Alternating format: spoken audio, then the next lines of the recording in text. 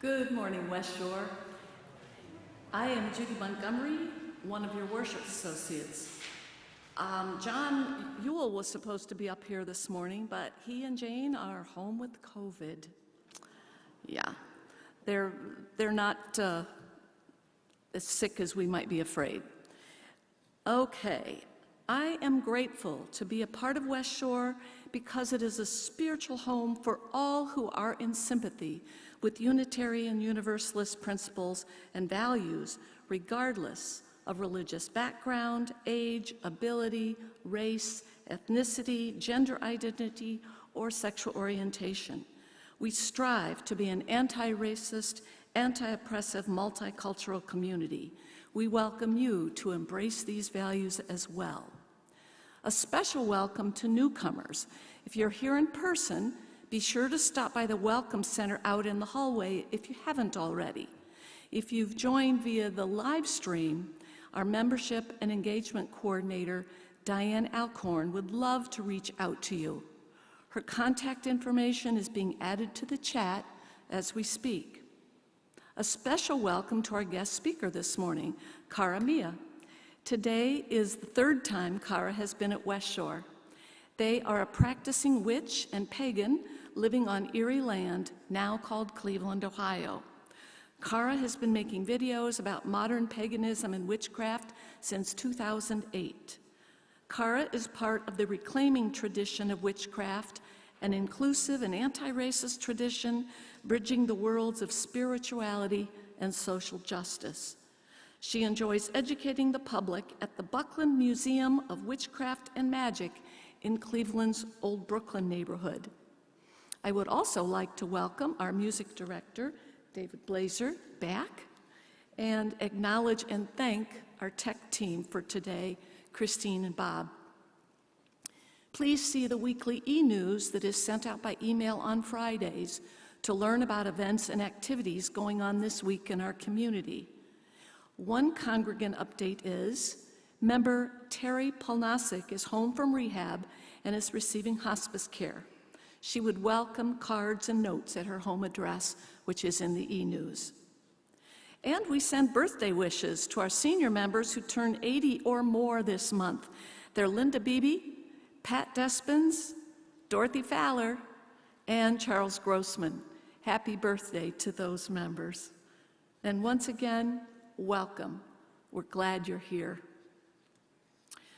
From Christine Robinson in our hymnal, we gather this hour as people of faith with joys and sorrows, gifts and needs. We light this beacon of hope, sign of our quest for truth and meaning in celebration of the life we share together.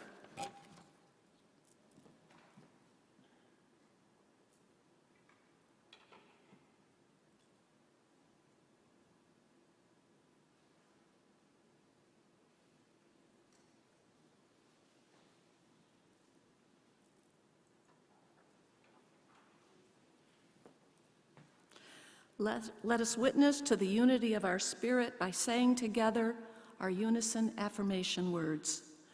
Love is the spirit of this church, and service is its law. This is our great covenant, to dwell together in peace, to seek the truth in love, and to help one another. El amor es el espíritu de esta iglesia, y el servicio su ley. Este es nuestro magnífico convenio. Vivir juntos en paz, buscar la verdad en el amor y ayudarnos los unos a los otros.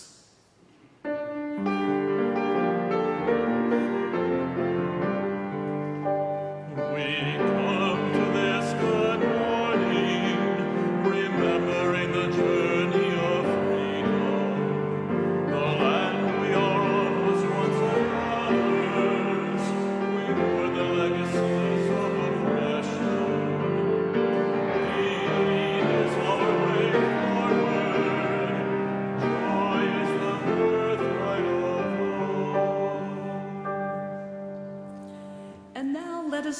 each other as feels mutually comfortable.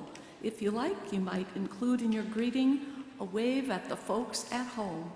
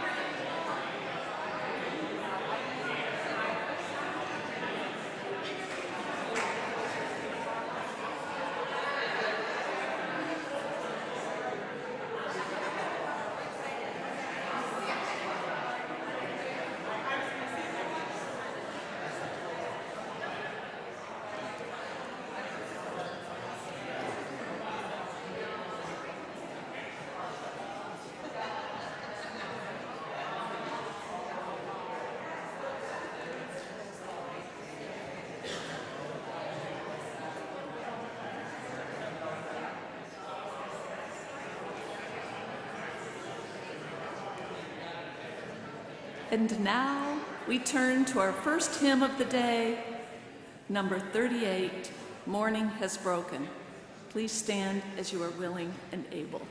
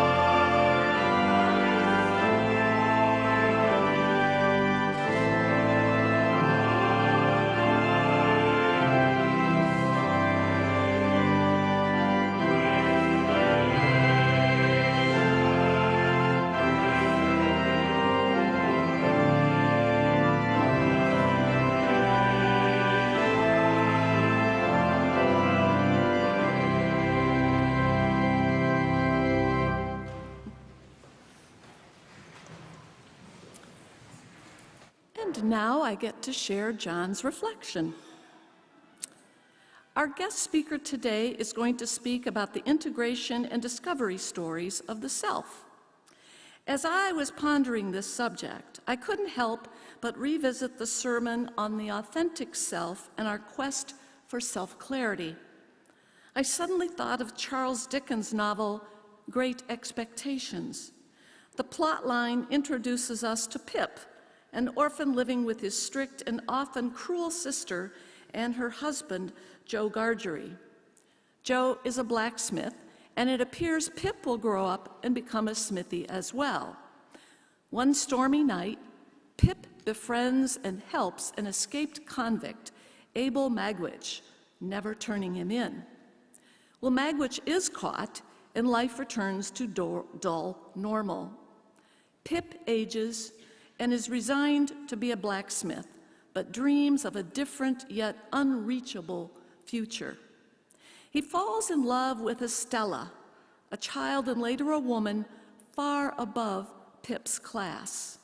Then one day, an attorney arrives at the forge, and Pip is informed that he will be removed from the forge and turned into a gentleman, a person with great expectations.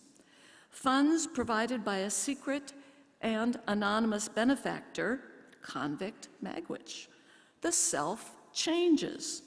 The self. Who are we? Self begins at birth. Sweet babies swaddled with cute knit beanies and colored blankets, staring wide-eyed at the world for the first time since leaving the womb. A miracle, helpless, relying on instinct, waiting to be molded into one of us. The self is a bare canvas waiting to be painted by many artists. The palette of many colors will be used by parents, siblings, aunts, uncles, grandparents, teachers, preachers, and a myriad of stimuli reflecting the positive, negative, joyous, sad, frightening, bewildering, supportive, etc. All of these factors will be surrounded by the constancy of change and our need to control those changes if we can. Yet the real self lies hidden within, in that special corner where we are private, that part we may only occasionally share with others, that part we may never share. I close with this quote by Madeleine L'Engle in her book, A Circle of Quiet. A self is not something static tied up in a pretty parcel and handed to the child, finished and complete. A self is always becoming. Thank you, John. And now let us enter into a time of prayer and meditation. All are welcome to come forward to share from the heart, to express a hope, a prayer, an intention by either placing a stone or writing on a card. Know that what you write on a card will be held in confidence, and if you request a follow-up, a member of our pastoral care team will contact you.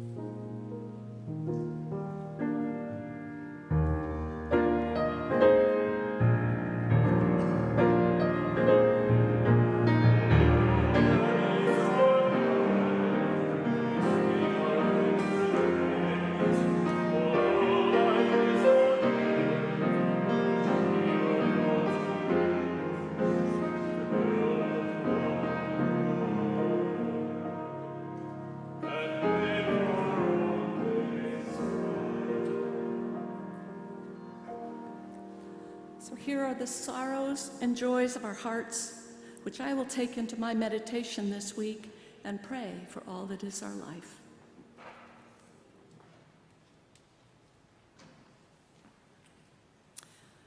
From our hymnal again, Brandon Lovely provides this offertory reading. Let there be an offering to sustain and strengthen this place, which is sacred to so many of us, a community of memory and of hope, for we are now the keepers of the dream. The offering will now be given and received in grateful appreciation of our shared hopes and values.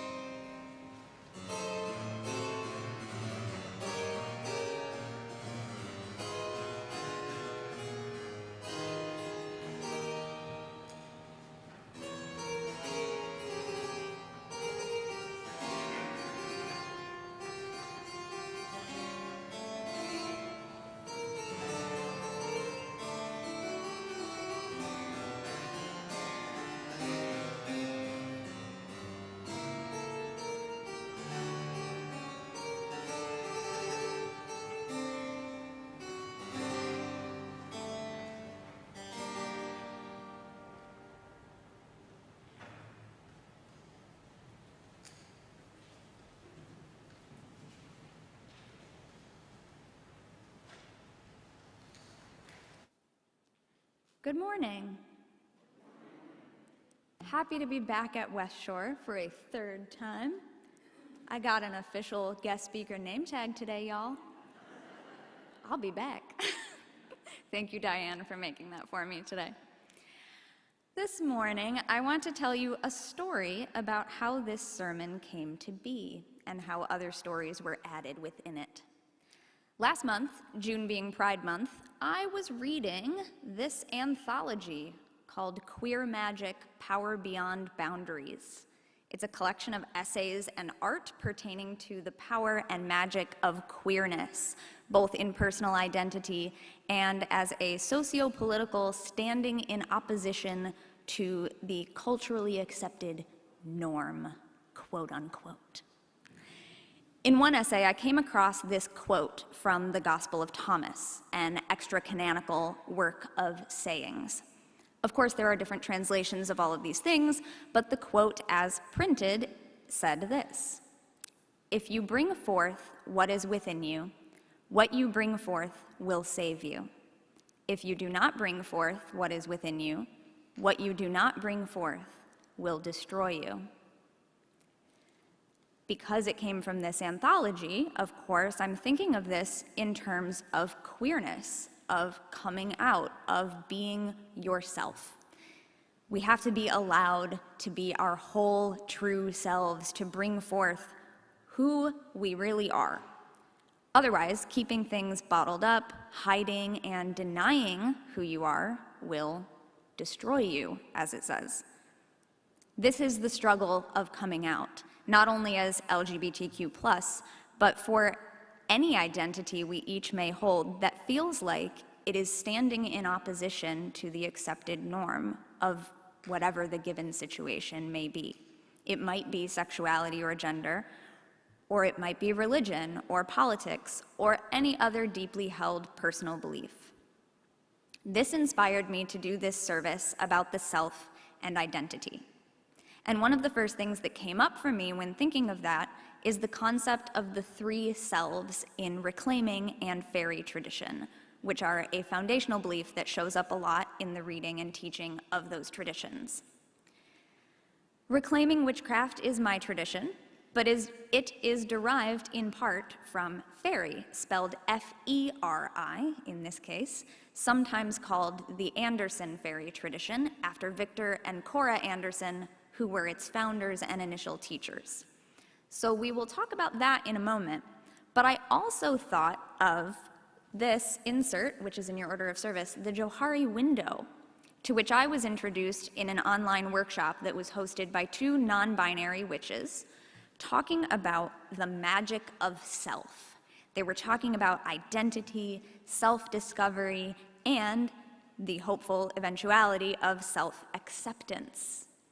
This tool was originally created for businesses, it seems, to do team-building exercises, to think about what they know about themselves and others, and remember that we don't all know everything about everyone, sometimes not even about ourselves.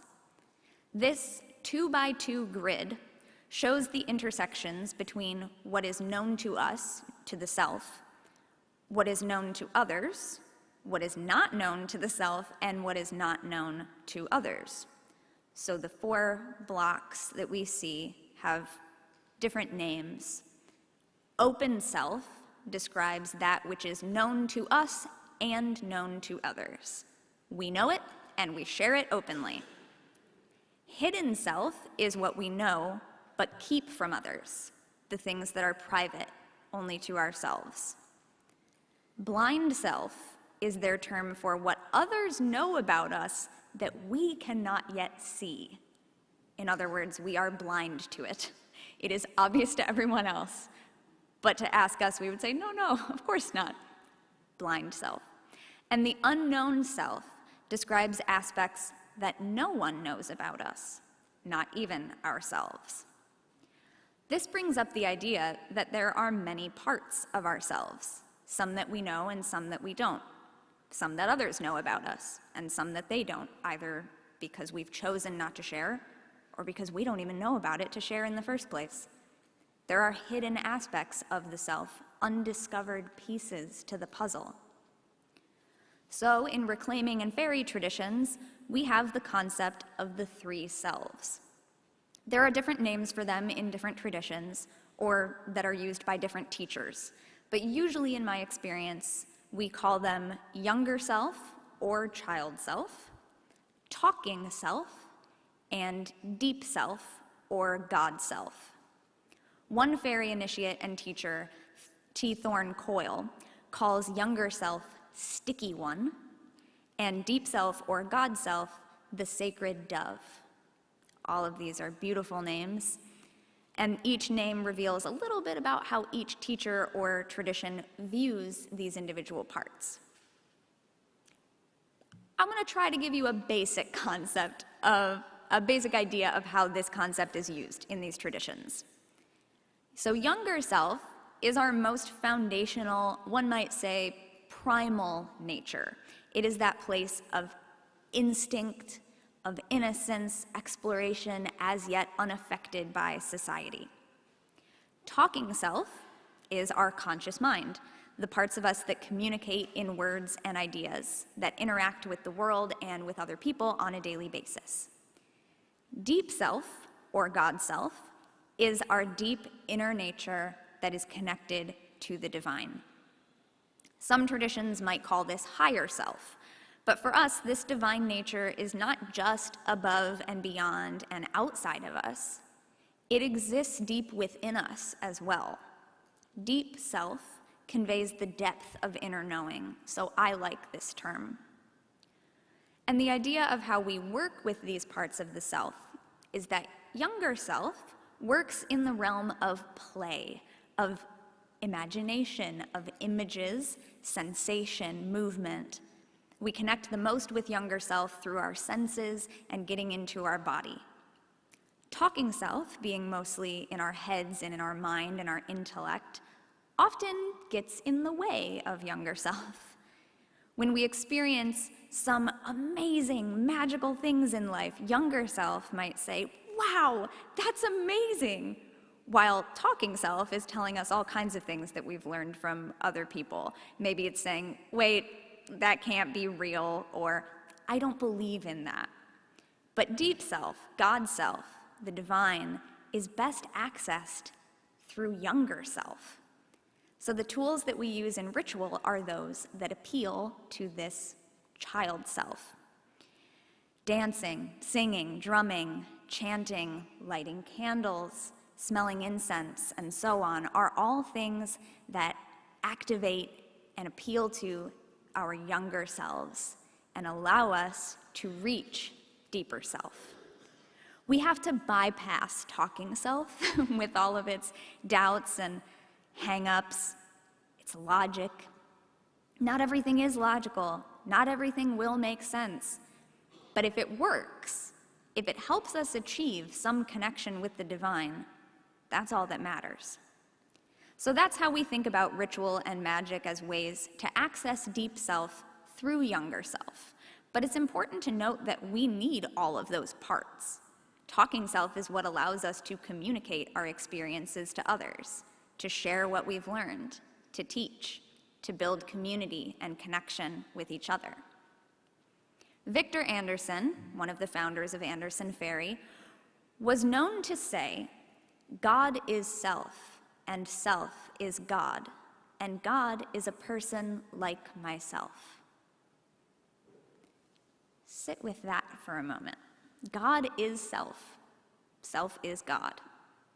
God is a person like myself. There is a prayer from fairy tradition called the flower prayer, which goes like this. Oh, it's probably important to tell you, the flower here refers to deeper self, sometimes known as higher self, or God self, or sacred dove. So we often imagine that flower above us, even though I just said deep self is also within. You can also imagine it within. Who is this flower above me? What is the work of this God? I would know myself in all my parts. So the flower prayer presupposes this idea that self is God and God is self. We are asking, if I am divine, what is the work of this God? And that is a prayer that begins many practitioners' daily practice. Self is also one of the points in the Iron Pentacle, which is a meditative and magical tool that also comes to reclaiming tradition through fairy. So I'm making all of these different connections with, wow, fairy tradition talks about the self quite a bit. And here's all these different ways. So at this point in my topic creation, I began to think about all the other places that teachings about the self have shown up in my personal path. Many world religious and spiritual traditions have teachings about the self, but my personal path has not touched upon all of them, so I want to share some of the other places I have come across self-related teachings. Scott Cunningham, a Wiccan author, published 13 Goals of a Witch in probably his most popular book, Wicca, A Guide for the Solitary Practitioner. Of these 13 goals for witches to strive to attain, the first is know yourself. This is also the translation of the inscription at the Temple of Apollo at Delphi, know thyself. The second goal in the 13 goals is know your craft. I think this is significant because he placed knowing yourself before knowing your stuff about anything else. And in thinking about my personal interpretation of these goals several years ago, I determined that this made sense to me because we must know ourselves in order to then learn what our craft is, as opposed to anyone else's craft or the craft of witchcraft in general. I've also done a little bit of studying psychology over the years. A few terms that pop up in witchcraft and paganism fairly often actually come to us from Carl Jung.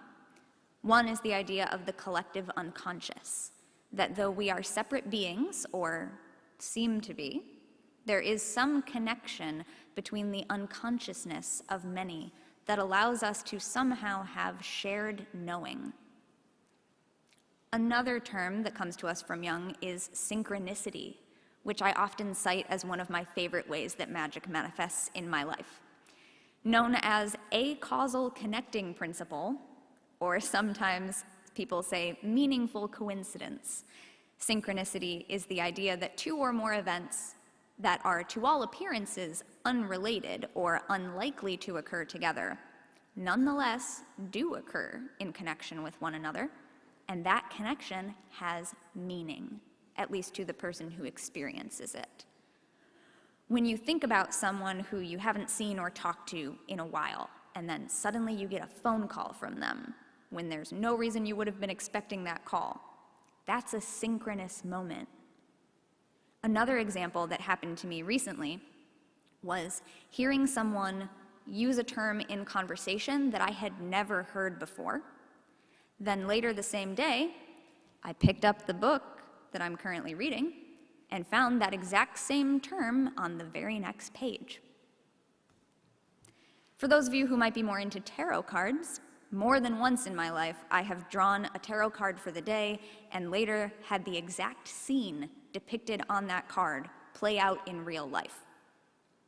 Now, that doesn't have anything directly to do with the self, but it is something we got from Carl Jung that is primary in my practice. Synchronicity is amazing. Start to notice those little magical moments.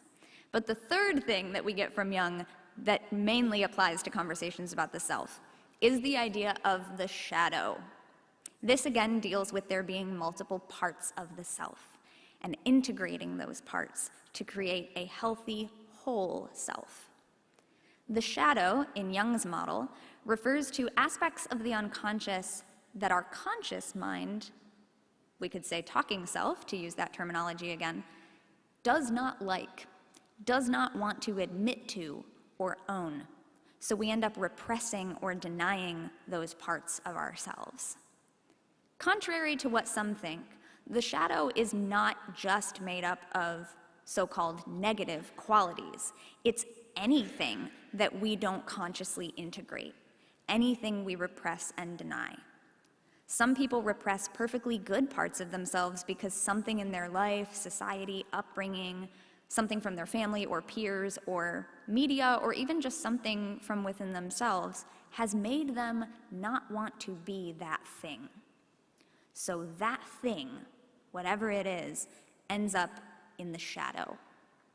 Jung believed that we have to bring those shadowy aspects out into the light to integrate them in order to heal the psyche. Shadow work is the term that people often use in magical community to refer to any work we do to try to integrate and accept all parts of ourselves. I was thinking about all of this and what to call this topic. I went outside and sat under the night sky, pondering the self as one does. And the title immediately came to me: Integration and Discovery, Stories of the Self. Integration and discovery, the two words that immediately come to mind for me as to what all of this self-accepting involves. But then I thought, well, I need to change the order. Surely discovery comes first. We have to discover parts of ourselves before we can integrate them. And while talking self thinks that is logical, that is true, younger self, or possibly deeper self, insisted.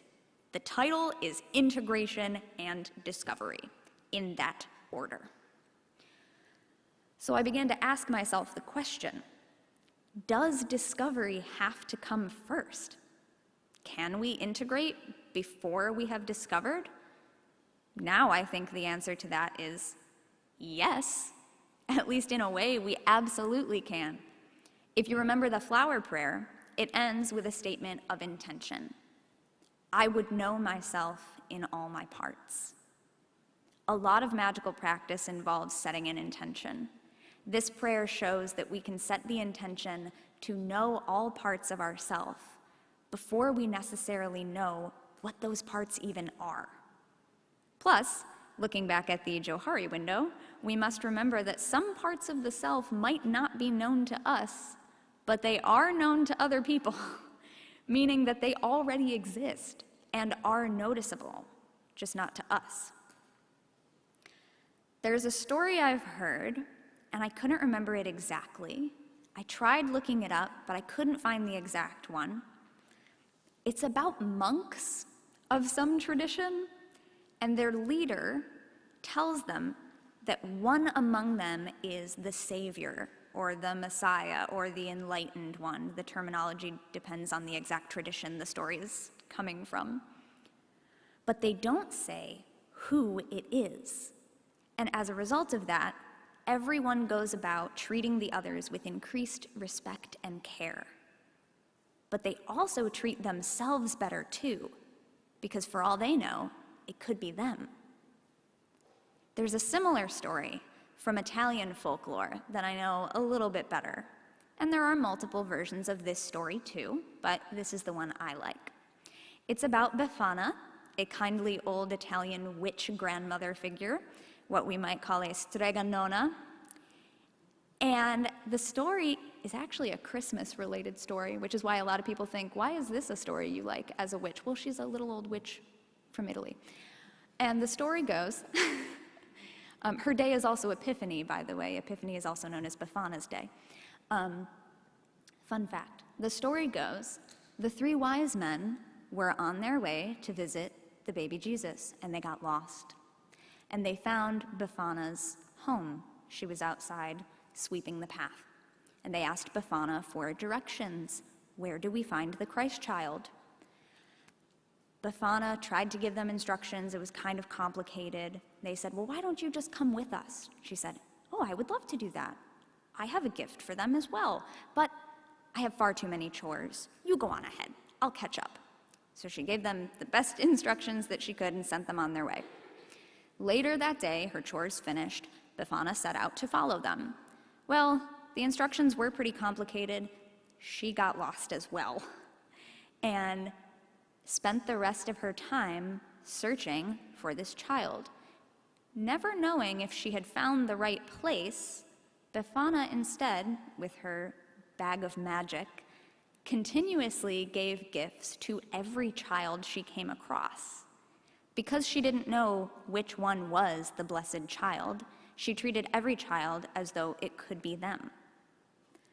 I love that story. I love that version of the story because it reminds us that there is divine in each of us, once again. It also connects back to this idea of younger self, of child self, that the divine child within each of us also deserves respect and love.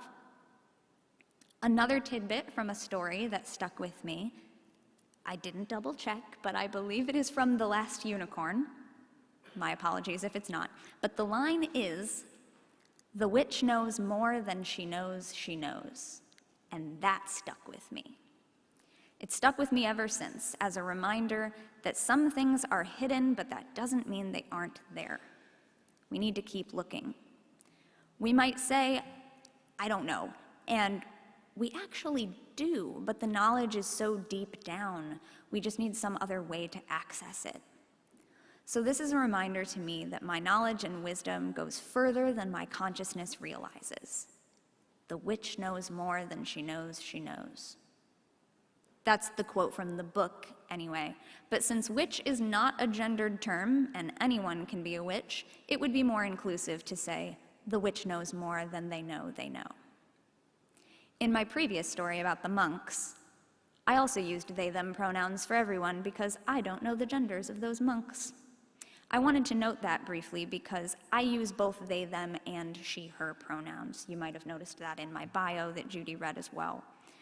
I prefer they-them because I prefer the neutrality, but I also feel affirmed by she-her, depending on the circumstance.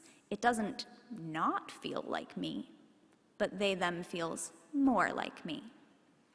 How we identify is an exploration.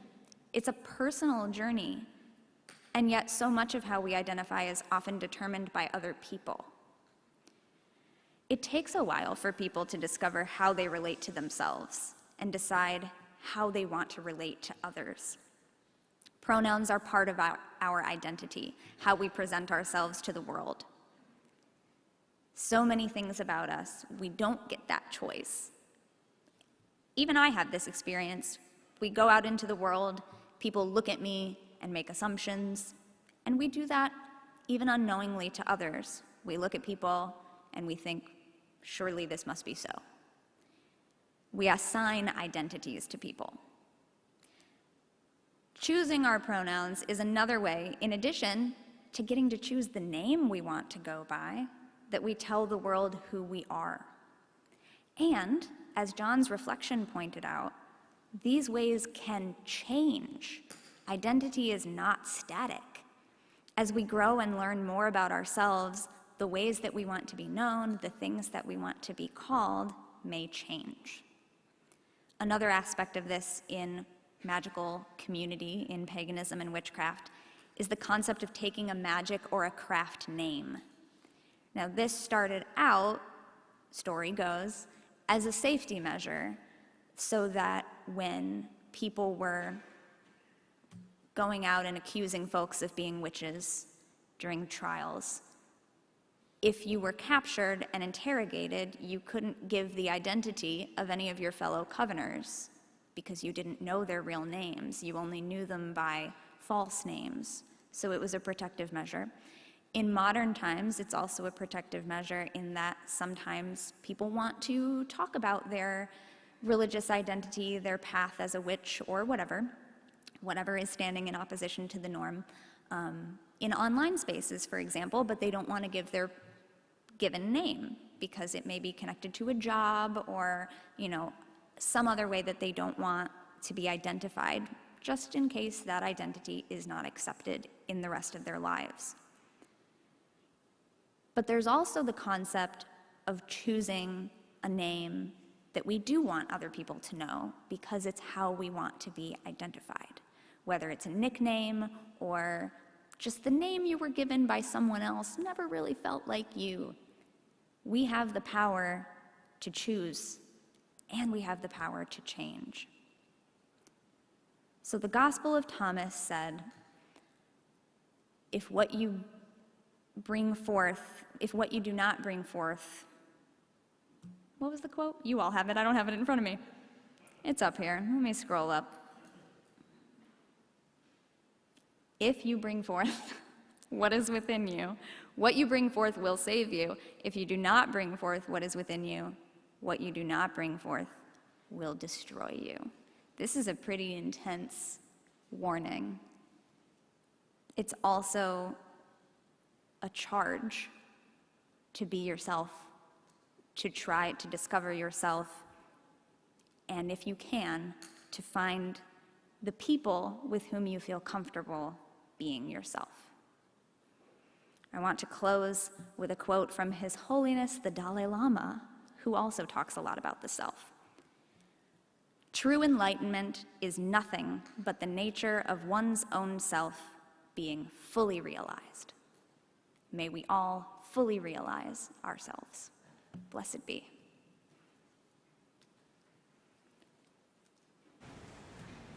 Please stand as you are willing and able and join together to sing hymn number 21, For the Beauty of the Earth.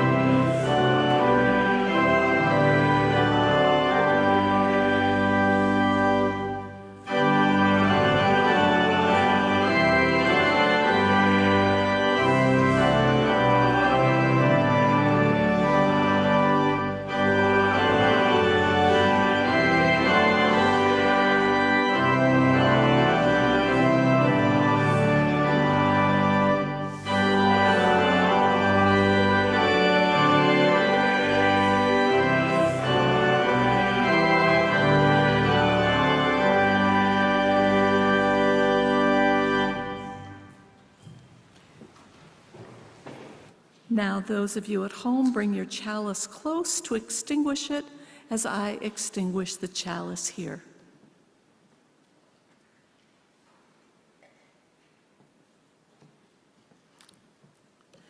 We extinguish our flames, but not the light of truth, the warmth of community, or the fire of commitment.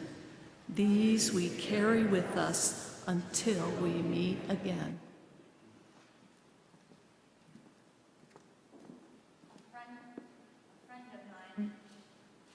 Unknowingly supplied me with our benediction today. My friend Maddie, who is a Black trans woman living in North Carolina and is the only pagan at their divinity school, pretty awesome, posted this little bit about identity on their Instagram the other day, and it included a literal benediction. So I would just like to read Maddie's words to you now. May we all have the strength and resilience to fight against all forms of queerphobia and transphobia, not just in June, being Pride Month, but all year round. May we all have the gentleness and compassion to see people for who they are, even when our eyes and ears deceive us. May we all have the confidence and clarity to say, "This is who I am," even when faced with opposition and oppression. And may we all have the imagination and capacity to build a brighter future, one in which we truly have liberty and justice for all. Blessed be. So remember, coffee hour starts at 11:30, and I will be joining you for a sermon chat today in the chapel at 12 noon. So may it be. Until next time, West Shore, and I will be back. I have the name tag now. Judy said I could do whatever sign out I want, so instead of, well, no, in addition to love and courage and cheer to all, and peace, love, and rainbows. Blessed be.